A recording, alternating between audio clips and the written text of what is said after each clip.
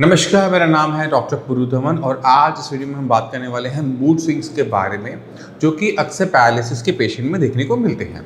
अक्सर पैरालिसिस के पेशेंट जब आते हैं तो उनमें हम कुछ टेंडेंसियां देखते हैं, या तो वो बच्चों की तरह हंसते रहते हैं या बच्चों की तरह बात करते हैं या हर बात पे हंसना शुरू करेंगे, या फिर हमें एक चीज़ और देखने को मिलती है कि वो बात करते करते एकदम रोना शुरू कर देते हैं। अब जब ये सारी परेशानी किसी पेशेंट में हो रही होती है तो अक्सर घर वाले परेशान हो जाते हैं कि इनका हम क्या करें। तो वहाँ पर या तो वो बिल्कुल पेरेंट्स की तरह बिहेव करना शुरू कर देते हैं, खासकर बच्चे, और उनको डांटना शुरू कर देते हैं और उनको समझने की कोशिश नहीं करते कि उनकी ये दिक्कत आ क्यों रही है। वो जानबूझ के ये सब नहीं कर रहे होते। मैं ये फिर से कहूँगा कि जो पैरालिसिस पेशेंट में जो मूड्स एकदम बदल जाते हैं, एकदम सडनली बात करते हुए एकदम रोना, सडनली बात करते हुए एकदम हंसना, जिनको आप मूड स्विंग्स भी कह सकते हो, ये इनके कंट्रोल में नहीं होता। तो आप लोगों को इसको लेके परेशान होने की ज़रूरत नहीं होती। ये नहीं सोचना कि ये पेशेंट कर रहा है। हमारा ब्रेन हमारी बॉडी में बहुत सारे फंक्शन करता है, सिर्फ हमारे हाथ पैर को चलाने का काम नहीं करता। जब किसी को पैरालिसिस हुआ था, ब्रेन के अंदर क्लॉट आया, फिर ब्रेन के अंदर कोई नस फटी, तो ब्रेन के हिस्से को नुकसान हुआ। अब ये नुकसान किस एरिया में हुआ है, ब्रेन के किस एरिया में हुआ है, उस पर डिपेंड करता है कि पेशेंट में सिम्टम क्या आएंगे। अगर वो सेंटर हमारा इमोशन कंट्रोल करने वाला है, जो हमें कब हंसना है कब रोना है ये बताता है और हमें रुलाता है, अगर उस हिस्से को नुकसान हो जाए तो कभी कभी पेशेंट के अंदर हम ये देखते हैं कि पेशेंट के जो मूड स्विंग्स है वो बहुत तेज़ी से होने शुरू हो जाते हैं। पेशेंट को बोलोगे खाना खाना और पेशेंट सडनली रोना शुरू कर देता है। ये नॉर्मल है। जैसे जैसे ब्रेन के अंदर रिकवरी होती है तो ये मूड स्विंग्स भी ख़त्म होने शुरू हो जाते हैं। इनको लेकर आपको परेशान होने की ज़रूरत नहीं होती। अब ये ब्रेन के अंदर डेवलपमेंट कैसे होगी, ब्रेन के अंदर जो नुकसान कैसे ख़त्म होगा, उसको समझने की ज़रूरत है। क्योंकि जब हम पैदा होते हैं, मान लो कि हमारे ब्रेन के अंदर 1 करोड़ न्यूरॉन सेल्स हैं जो कि हमारे ब्रेन को बनाते हैं। पूरे जीवन काल के अंदर वो 1 करोड़ एक नहीं हो सकते। कहने का मतलब ये है कि इसमें एक नया न्यूरॉन ऐड नहीं हो सकता, मगर फिर भी हमारे ब्रेन के अंदर डेवलपमेंट होती है। हम जब पैदा होते हैं तो चल नहीं पाते, बोल नहीं पाते, मगर जैसे जैसे हम बड़े होते चले जाते हैं हमारा ब्रेन डेवलप होता चला जाता है और ब्रेन डेवलप होते होते मच मोर कॉम्प्लेक्स चीज़ें कर पाता है। जैसे हम आप दूसरे से बात कर पा रहे हैं, आप मेरी बात को समझ पा रहे हैं। बचपन में ये करना आपके लिए मुश्किल था, बट अब आप कर पाते हैं। ये इसलिए होता है क्योंकि ब्रेन के अंदर जो डेवलपमेंट का प्रोसीजर है उसको हम कहते हैं न्यूरोप्लास्टिसिटी। ब्रेन के जब सेल्स, न्यूरॉन सेल्स हैं, जब इनकी आपस में कनेक्टिविटी, आपस में इंट्रैक्शंस बढ़ती हैं तो हमारा ब्रेन कॉम्प्लेक्स होना शुरू होता है, और जितना ही कॉम्प्लेक्स होता चला जाएगा हमारा ब्रेन उतना ही डेवलप होता चला जाएगा। फॉर एग्जाम्पल, अगर आप अकाउंट्स पढ़ाते हैं तो आप अकाउंट्स में अच्छे होंगे, बट केमिस्ट्री में उतने ही बुरे होंगे। अगर आप केमिस्ट्री पढ़ते आए हैं, केमिस्ट्री पे आपने ध्यान दिया है, तो केमिस्ट्री आपकी बहुत अच्छी होगी, मगर उतने ही अकाउंट्स में आप खराब हो सकते हैं।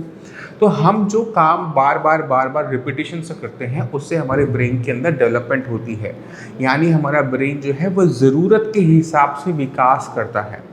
अब आपके पेशेंट को अगर पैरालिसिस है, मूड स्विंग्स हो रहे हैं, तो आपको ज़रूरत यह है कि उसकी ज़रूरतों को समझे कि हमने उनको किस तरह से ट्रीट करना है और किस तरह से हमने उसको एक्सरसाइज करवाना है, जिससे उनके ब्रेन में वो डेवलपमेंट हो सके जो पेशेंट को दोबारा से काम करने लायक बना सके। अब प्रॉब्लम क्या होती है कि मान लो आज की डेट में किसी को पैरालिसिस हुआ है, तो ब्रेन के अंदर जो नुकसान हुआ था, अगले 6 महीने के अंदर उसमें जो इम्प्रूवमेंट है वो अपने आप आती है। जैसे अगर आपकी कहीं पे कट लग जाए तो कुछ दिनों में वो घाव अपने आप भर जाता है। हड्डी टूट जाए तो कुछ दिनों में वो आपस में दोबारा से आके जुड़ जाती है, पर शर्त ये होती है कि वो पास हो। इसी तरह से ब्रेन में जब कोई नुकसान होता है तो ब्रेन के अंदर भी अपना एक हीलिंग प्रोसेस है। इसको हम कहते हैं न्यूरोप्लास्टिसिटी। यानी न्यूरोप्लास्टिसिटी 2 बड़े काम करती है। पहला काम क्या करती है, हमारे ब्रेन को डेवलप करती है। दूसरा, यही इसी प्रोसेस से हमारे ब्रेन के अंदर हीलिंग प्रोसेस भी होता है। मगर जब हमें पैरालिसिस हुआ, अब आपने आपको पास्ट में जाओ, अगर आप पैरालिसिस के पेशेंट हो थोड़ा सा पीछे जाओ। जिस दिन आपको पैरालिसिस हुआ था उस कंडीशन को इमेजिन करने की कोशिश करो कि आपकी क्या कंडीशन थी। आप बैठ नहीं पा रहे थे, आप बैठते थे तो ये कल गिर जाते थे, आप पैर को बिल्कुल हिला नहीं पा रहे थे, पैर बिल्कुल सुन्न था, आपसे बोला नहीं जा रहा था, खाना नहीं खाया जा रहा था। मगर धीरे धीरे अगले 6 महीने में आप चलना भी शुरू हुए, हाथ में भी मूवमेंट आई, बोलना भी शुरू हुआ। मगर ये 6 महीने बीतने के बाद अब इम्प्रूवमेंट नहीं आ रही। अब ये क्यों हो रहा है, जबकि आप तो वही मेडिसिन खा रहे हो, वही थेरेपी ले रहे हो, फिर ये इम्प्रूवमेंट क्यों बंद हो गई? ये इम्प्रूवमेंट इसलिए बंद हो जाती है क्योंकि ब्रेन के अंदर जो न्यूरोप्लास्टिसिटी है ये बंद हो जाती है। पहले 6 महीने में आपने जिसका भी हाथ लगवाया ना, जो भी ट्रीटमेंट लिया, उससे आपको इम्प्रूवमेंट दिखी अपने अंदर। बट इन 6 महीने के बीच जाने के बाद आप जो मर्जी कर लो, उनके पास आप दोबारा जाओ, जो मेडिसिन करनी है वो करो, जो थेरेपी करवानी है करवाओ, आपको अपने अंदर बदलाव अब नए नज़र नहीं आ रहे, क्योंकि न्यूरोप्लास्टिसिटी रुक गई है।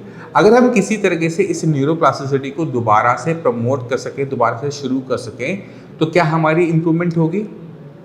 बिल्कुल होगी। तो हम क्या करते हैं, हम साइंस इंजीनियरिंग में इस न्यूरोप्लास्टिसिटी पे ही काम करते हैं और पेशेंट के ब्रेन के अंदर इस न्यूरोप्लास्टिसिटी को हम चालू करते हैं।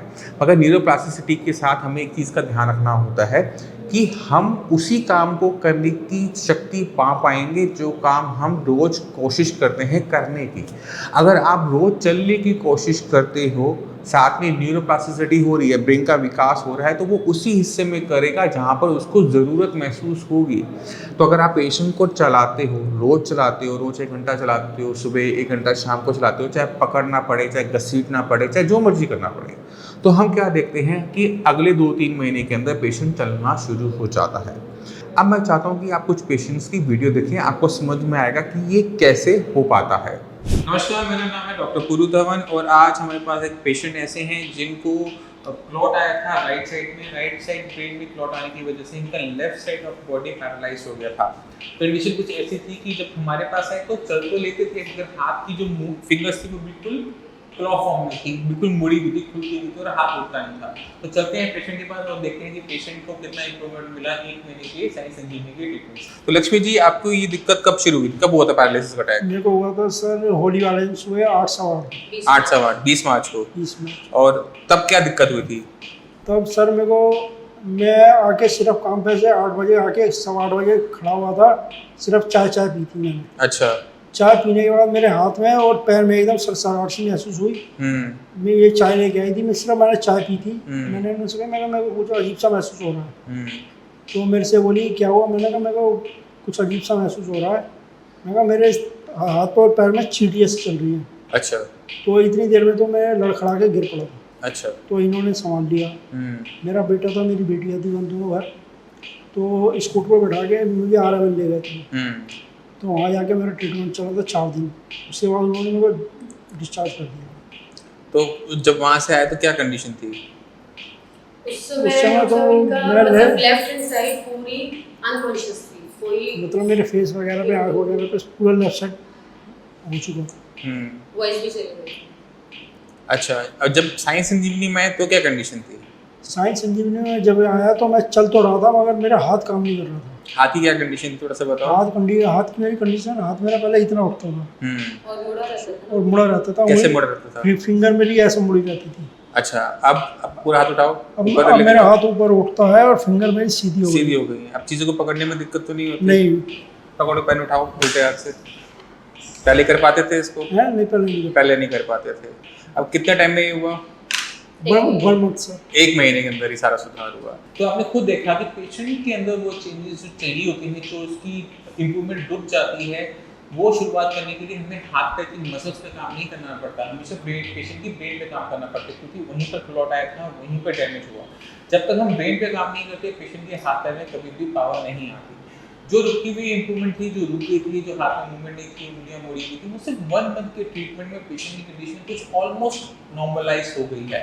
अभी 1 महीना हुआ है, अभी हम थोड़ा सा और आगे चलेंगे, 2-3 महीने का कोर्स करेंगे, उसके बाद मुझे नहीं लगता कि आपको और ट्रीटमेंट लेने की जरूरत पड़ेगी। डॉक्टर साहब मुझे कोई दिक्कत नहीं है, 6 महीने की दवाई खा लूँगा, मगर मुझे सही होना है। अच्छा, ठीक है। चलिए, इतना लंबा तो नहीं जाएगा आपका, क्योंकि काफ़ी अच्छी इंप्रूवमेंट हो चुकी है। जितनी इंप्रूवमेंट इस महीने आई है, इतनी अगले महीने आ जाएगी, तो आप ऑलमोस्ट हो चुके होंगे। अभी सुनने में आया आप बाइक से आए हो, बाइक चलाकर आए हो। पिछले महीने बाइक चलाते थे? नहीं चलाता नहीं, बेटे के साथ में। बेटा मेरा कितने टाइम हुआ था आपने बाइक चलाई है? 4 महीने। 4 महीने बाद, ठीक है।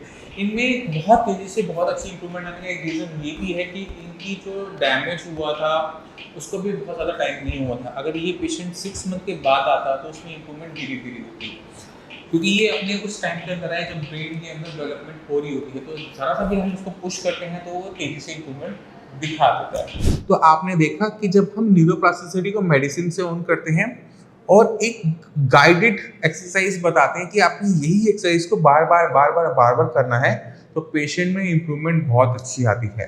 अगर कोई भी एक्सरसाइज हम 5 मिनट करते हैं दिन के अंदर, फिर उसे छोड़ देते हैं, फिर अगले दिन 5 मिनट कर रहे हैं, तो 5 मिनट कोई भी एक्सरसाइज करोगे उसका बेनिफिट इतना ज़्यादा नहीं मिलता। मगर अगर यहीं पर हम एक ही एक्सरसाइज को कई कई बार दिन में करते हैं, बारों बार करते हैं, तो हमारा ब्रेन डेवलपमेंट करना शुरू करता है। जैसे अगर आप रोज स्विमिंग करोगे तो स्विमिंग सीख जाओगे, मगर अगर दिन के अंदर 5 मिनट स्विमिंग करोगे या स्विमिंग करने की कोशिश करोगे तो स्विमिंग सीखने में आपको टाइम बहुत ज़्यादा लगेगा। इसी वजह से पेशेंट की जो दिक्कतें हैं आपको उसको अपने माइंड में रखना होता है कि आप पेशेंट से क्या करवाना चाहते हो जब पेशेंट ठीक हो जाए। अगर आपको लगता है कि आपने पेशेंट को चलने की काबिलियत देनी है तो पेशेंट को आपको चलाना ही पड़ेगा। अगर आप सोचते हो कि पेशेंट को अगर आप साइकिलिंग करवा लोगे और उससे उसे चलने की पावर आएगी, ऐसा नहीं होता। अगर हम साइकिलिंग करवा रहे हैं तो साइकिलिंग में अच्छा हो जाएगा, चल नहीं पाएगा। तो आपको बहुत बहुत फोकस होकर एक्सरसाइज करवानी पड़ती है कि आपको एंड रिजल्ट क्या चाहिए। तो आपको मैं ये एडवाइस करता हूँ कि पैरालिसिस पेशेंट की जब भी आप अपनी थेरेपी शुरू करवाएं, चाहे फिजियोथेरेपी या ऑक्यूपेशनल थेरेपी, तो माइंड में एक चीज़ का ध्यान रखें कि आपको एंड रिजल्ट क्या चाहिए। अगर एंड रिजल्ट आपको पता है तो आप उसी पाथ पे चलेंगे जिससे आपका एंड रिजल्ट आपको मिल सके। और वो है कि अगर हमने पेशेंट को चलाना है तो पेशेंट को चलाओ। अगर सोचो कि पेशेंट अपने आप एक ही दिन में खड़ा हो जाएगा और खुशी से कहेगा कि मैं ठीक हो गया, ऐसा कभी भी पैरालिसिस के साथ नहीं होता। जब आप रोज चलाते हो तो धीरे धीरे जो उसमें इंप्रूवमेंट होती है, तो हम क्या देखते हैं कि कुछ महीनों में पेशेंट की चलने की, बोलने की काबिलियत वापस आनी शुरू हो गई जब हम प्रैक्टिस करवाते हैं ऑन डेली बेसिस। मैं उम्मीद करता हूँ इस वीडियो से आप काफ़ी कुछ समझ गए कि मूड स्विंग्स क्यों होते हैं, किस वजह से होते हैं और किस तरह से हम पैरालिसिस पेशेंट में इंप्रूवमेंट लेकर आ सकते हैं। फिर भी आपके माइंड में कोई भी डाउट हो, कुछ भी पूछना चाहते हो, डॉक्टर्स अवेलेबल है, उनसे आप बात कीजिए। आपको पूरी हेल्प आउट करेंगे इस बीमारी में आपकी लड़ने में। इसी के साथ आप सभी में चलने की आगे चाहूँगा। मिलते हैं अगली वीडियो में, तब तक के लिए नमस्कार।